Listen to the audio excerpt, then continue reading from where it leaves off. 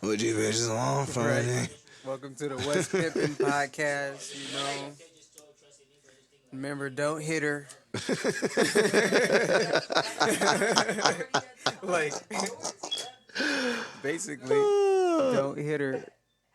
Shake her, but don't hit her. You know what I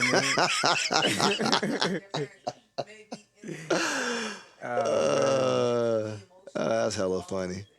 That's hella attention grabbing. Yeah. Like, hey, it's your player upon the Ziggy Holy Wave. You feel me? Remember, I told you this, man. Shake her, don't hit her. Hey. Oh my god.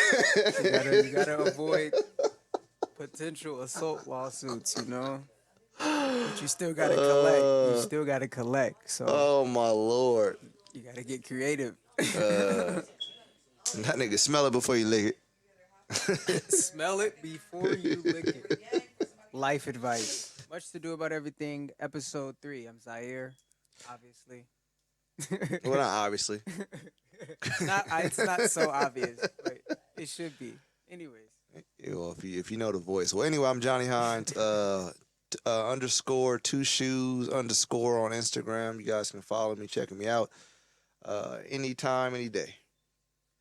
So what's happening with you this week?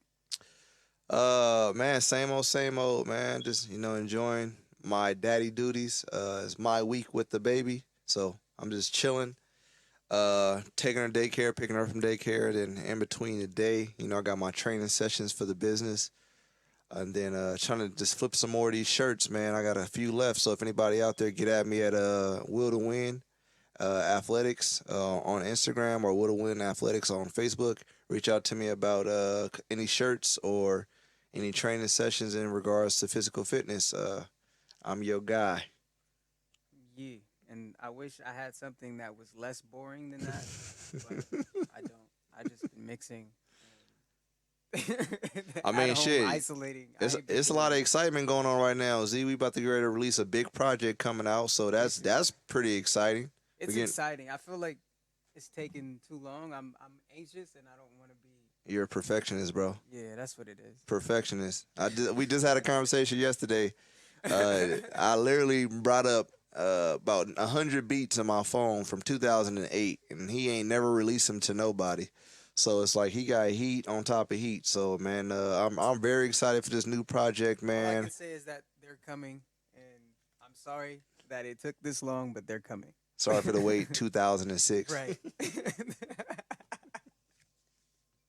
It's good, but so what's new in the streets is a segment that we like to do about just things that are going on right now, current topics, current events, and we got Patrick Mahomes in the news again for something which is I think is should be more highlighted, which is ownership with that contract that he just signed. Groundbreaking. The crazy baseball money contract he just signed. He used some of that to acquire a stake in the Kansas City Royals. So that's a big move, not only just for someone to have ownership, but the fact that he's a black athlete, and we need more people, especially blacks and people of color, in actual ownership of professional sports. So I think that for me, like that's good news. Yeah, man, that was it was pretty big to hear because we naturally always hear the stereotypes about black athletes when they get that big contract, what they buy, what they spend, Right. houses, cars, a lot of liabilities more so than assets. This Yeah. money and this investment that Pat Mahomes made in becoming a partner in the Kansas City Royals is very lucrative for him in the long run, I believe, because baseball is going to be around for a while. And this also has a personal attachment for him because I believe his father grew up pitching for the Kansas City Royals. So this has a personal spot for him in his heart. Sentimental value. Shout out to Patrick Mahomes on, first off, groundbreaking contract of over $500 million, and then also using his money to make him more money in the long run. So shout out to Patrick Mahomes. Also, if you guys want us to, I guess, incorporate more money talk as like finances, etc. Right. We definitely something we want to explore moving forward with the podcast. Yes. Anyways, um, staying in sports, I know, especially right now, we still have the COVID thing. We have these sports that are trying to come back. The NBA bubble has already started with the scrimmages, and they've been okay with testing. They haven't had any um, positive COVID results Right. in over, I think, the last two cycles they ran of Right. testing. Right. So that's good. However, uh, we got the MLB. Yeah.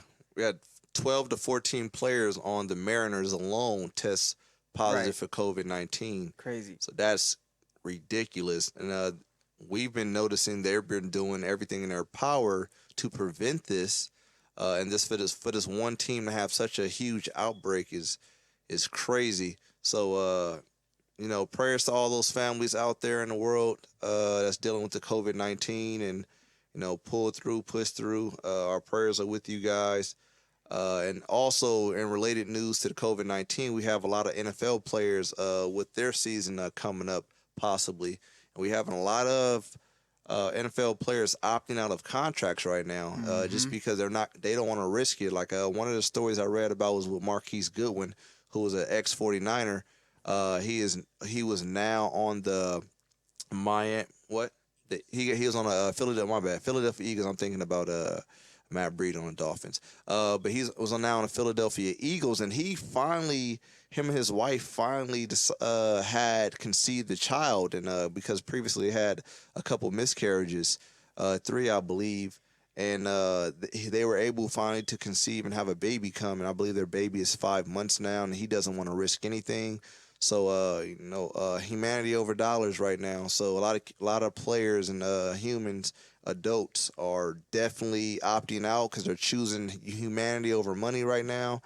And being that the NFL doesn't have a as good of a plan as the NBA right now in regards to limiting or preventing the COVID-19 spread, you can see a lot of NFL players are choosing to opt out of their contracts and not play sports this year. So my question really then is, I don't know, it could be a two-part question. I think just as a fan, and you see you see these players opting not to play this season due to COVID, does that cheapen what the game is, or does it cheapen the competition? Does it feel like whoever I guess wins this year isn't playing against everyone's best? Like, does that matter to you? It does, because the sport is not going to be at its full strength. So definitely you have to consider that. But you definitely can't be mad at the simple fact of the matter that some people are going to choose to, want to live and, be with their families more so than the dollars. Because before, at one point in time, as a former athlete, we would live and die for this game because it was Right. still fun. Yeah. But now, with everything going on in this world, it's so much of a business now that the owners don't care if people risk putting their safety at on the line. They just want to make sure that they make that money. They want to make sure that they get they got entertainment to put out on the field. Right. And right now, I think what's more important is I'm going to actually stand with the athletes that are choosing not to play the game. It's easy to try to come back and take that little contract, but I'm going to also take the benefit of the other people who are deciding to push through. Maybe they'll get a little bump in some money, and they'll get some more significant playing time, and then maybe they'll become a household name. But So it is an opportunity. it's an opportunity for both sides. It's an Right. opportunity for the people that see fit to stay home and be healthy with their family, and it's an opportunity for those people that weren't getting an opportunity to play, and that they kind of get to put it on the line and show what they got. So either way, for both sides, I just pray and I hope that everybody's going to come out on top and they're healthy and they're safe. And I just want to make sure that everybody is good in the situation. But I'm on the side of health and humanity, but I definitely want to see some football this year. I can't lie to you, but not at the expense of people's safety. Absolutely. Yeah. Also, I came across this tweet of this wife and her mother-in-law getting into it, and I'm gonna play it really quick. And I get that that's your mom and everything, but like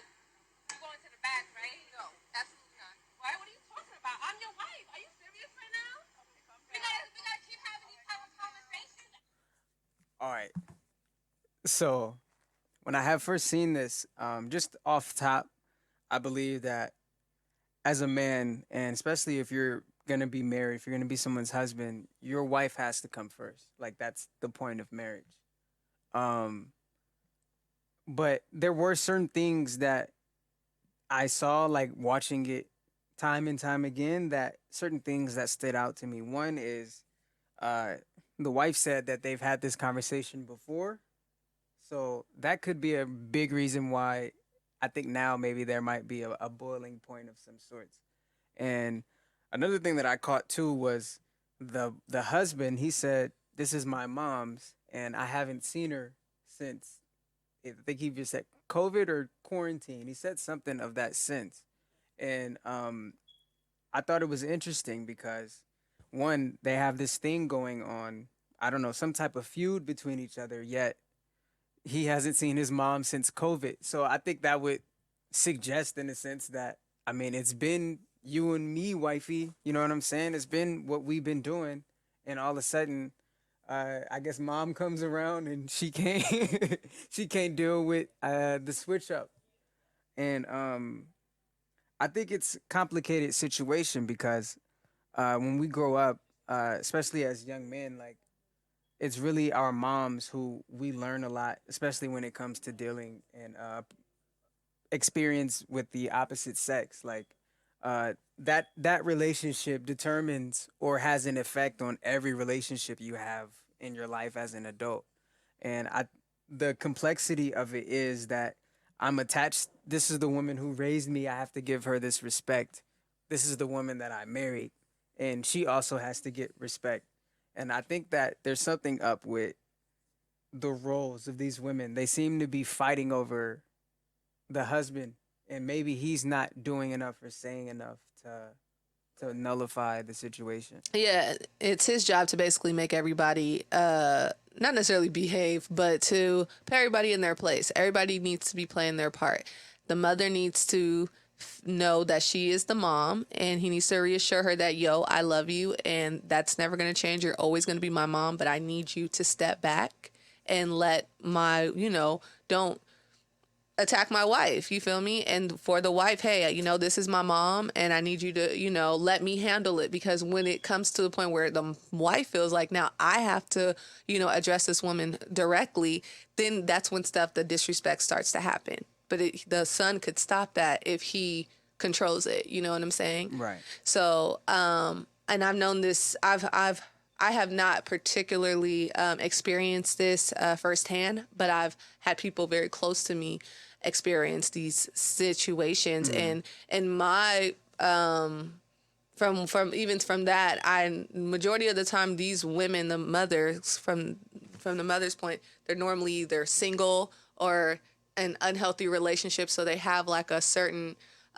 maybe unbalanced attachment to their adult son that may not always be the most, I guess, appropriate. Not that it's incestuous. Yeah, but right. To a point of, right. I think, of support. They have a certain reliance on their son from what they're lacking emotionally, right. which they're lacking from not having someone of their own. So when this new person comes in, a new woman comes into their son's life, who he shows a lot of interest to, or ends up actually marrying, now they feel very threatened. And it's just like, that's unnecessary.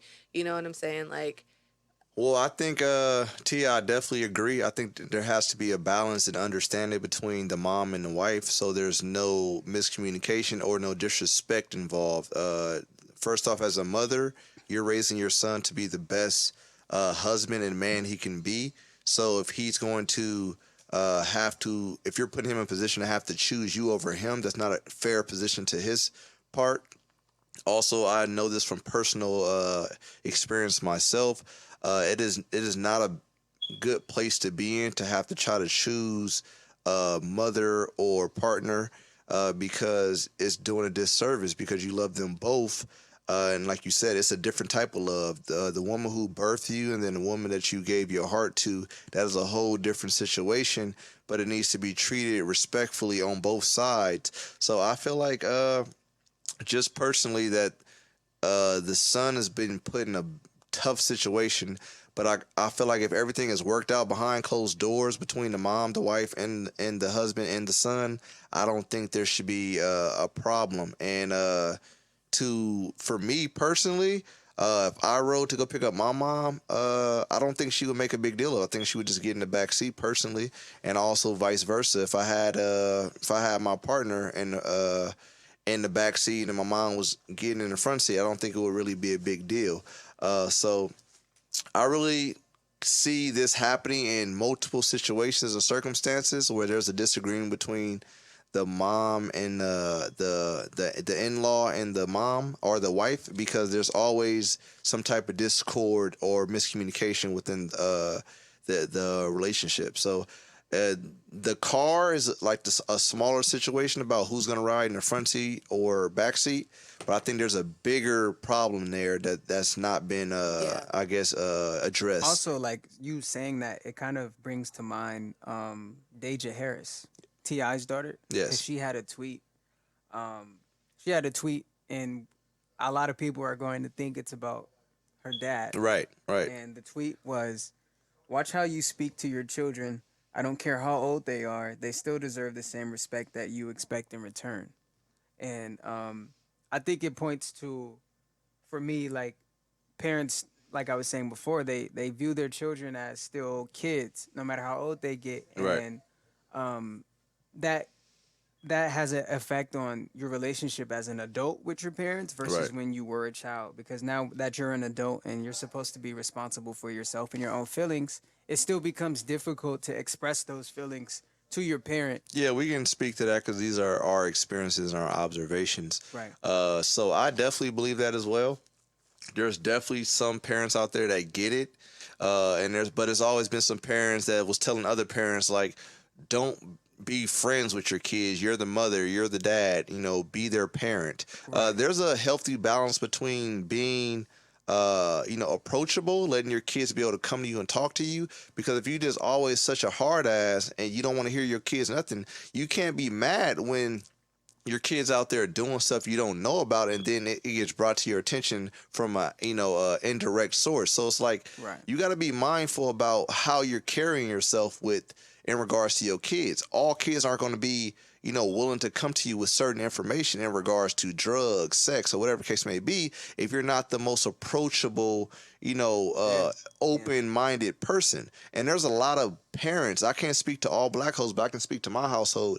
That wasn't always a situation where when I was younger, my parents weren't as open to hearing my opinion. But as I became a teenager and I built that rapport, then I just started being able to give them the information and have serious conversations and fun conversations with my dad in regards to serious situations, and it got better over time. But the parent has to be open-minded and be able to see the pattern of the trajectory and how things are going to go with their kids. But if they're just so hard ass all the time about situations, then they're never going to be able to get that relationship they want to have an open dialogue with their kids. So I'm just saying out there, the parents out there, be a little bit more open if you want a healthier relationship with your child, and don't be so stuck in your old ways of doing things, because if you're not growing, you're not getting better, you're staying the same, and then you're going to miss out on a lot of opportunities for growth within your life and your relationships with your children and partners as well. All right, so last episode we were, it was the Snoop, right? The It was DMX? Snoop versus DMX. Yep. So there's a lot of talk now about, I'm hearing Chris Brown, Usher. What you think about? What you think about that? Man, I would tune in for that joint just like I did for DMX and Snoop, because hit for hit, Who you taking? I honestly think hit for hit, Chris Brown will win. Hit for hit? Hit for hit. Like, because he's still popping right now. Like, he was making popular songs when Usher was still out, and he's still making songs that he's out. His Go Crazy right now song is, like, getting played like it's going out of style right now. So I think hit for hit with popularity and buzz still, Chris Brown would beat Usher right now. But who I would rather, like, who I'm going to be probably rocking to the hardest when he start playing, probably Usher. I've been listening to Usher songs shit my whole life and everything. I had some of his best songs I done had memorized. So I would honestly, if I'm just doing chart for chart, hit for hit, I actually think Chris Brown will win. But I would love to see the matchup regardless. Okay, so scenario: Usher puts on, Nice and Slow. What does Chris Brown have that's gonna Nice? He's gonna put on Take You Down. I would think he's gonna put on that Take You Down because it's gonna be that same you vibe. damn near have to. You damn near have to go Take You Down. You got to if you gonna go with that joint.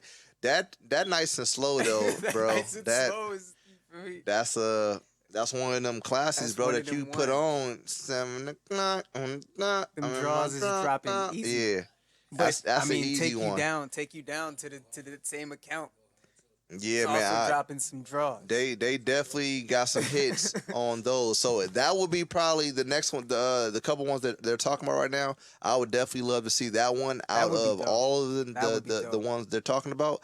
But also there's another matchup they're talking about right now. I don't know how true it is, but Bow Wow versus Soulja Boy. They were both legends in their respected little time window for, I wouldn't say kid rap, but for their young age and when they came out and with the hits they were coming out with. Like the preteen to the young adult. Yeah, man. Most people don't remember, bro, how on fire Bow Wow was. Most people don't understand. They don't get it. Yeah. How like it's all jokes now. He was killing the game. It wasn't even close. So and let's not you heard about Timbaland? No. Timbaland got at Bow Wow something foul, low key. Yeah, but something about he don't have 20 hits. He ain't got. I was like, don't. Yeah, man. But at the end of the day, they could say the same thing about Soulja Boy, like 20 hits. But Soulja Boy got hits though. Matchup, right? But Soulja Boy got hits though. Soulja Boy got hits. I was definitely at LMC, bruh, listening to Soulja Boy on my iPad, right, or on my little PSP at the time. But it's like Soulja Boy really got some hits, boy. She got a dunk. She got a dunk. She got a yeah. He got some ones, and I think that Bow Wow and Soulja Boy will also be another. I think that would be a nice great battle. Yeah. Versus. And who would you pick? Honestly, I'm gonna go with Soulja though. Soulja for like them effective joints, like them. If you talking about party hits and how many you playing that shit over and over. But that's a tough call, Z. I don't know. I'm putting my money on Bow Weezy. Oh wow, he do got them. He got them. I'm putting my money on Bow Weezy. Short niggas need some love. You know what I'm tired of all this. You feel me? They need to represent for the 5'8" and under. You know what I mean? That's what I'm saying. It's a win for all of us. Once again, if they can come together and they can get that together, I would tune in and gladly watch it. And then we have our last matchup of the versus battle. Potentially, they're talking about it right now. Is the women MCs? We got Keisha Cole versus Ashanti. Man. Woo! This one's tough. Cause Keisha's I'm a homer. I'm usually a homer, and she's right from down the street. You know what I mean? Keisha, she got hits. Keisha got hits. Man, we're talking about Ashanti. She got them. Yeah, she got them. I mean, outside of like she's probably one of those definitely like the top 5 like. People say she can't sing, but probably top 5 like harmonizing women singers that be on that track, and without that vocal from her on the song, you don't see it. And she writes. You don't see J-Lo, She wrote all kind of stuff that people don't even know that she wrote. And she's very talented. Yeah, and she only has gotten better since she's gotten older. Before everybody used to be dragging her, but now that you said it, she tight. She's still in good shape. She's got them legs on her. And baby hairs they came in good now. They straight now. So I personally hit for hit. But that's a tough one. But I will definitely lean to Keisha Cole because I done been in the car on some Keisha Cole with that love come on, or thought I had your back, or I should have cheated, or whatever heaven sent. it's over. I'm in there singing like I got it. You feel me? But Ashanti do got them bangers, She bro. got Especially them with Ja bangers. Rule. She definitely had She that got foolish. them bangs. Yeah, man. But Man. either way, it's a win for us all again. Hopefully, if they do get together, they don't get on the mic embarrassing themselves. But hopefully, they didn't work. Warmed up their vocals, drink a little bit of gargle some warm water or something.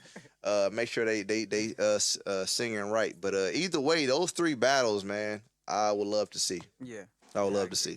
Oh yeah. All right, man. I think We're in closing right now. Appreciate you guys tuning in to another episode of Much to Do About Everything. We look forward to you guys' interaction on our Instagram page. Please follow. We're gonna have our YouTube up, so you guys can subscribe to that as well. We just wanted you guys to just enjoy our perspective and understand where we're going with this. And please, feedback is mandatory. We definitely want to hear from you guys. We want to hear suggestions, topic ideas, Right.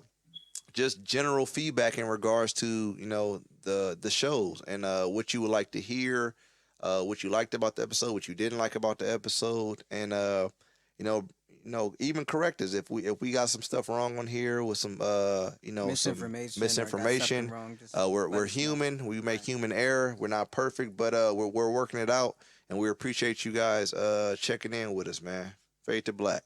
Bada bing, bada boom.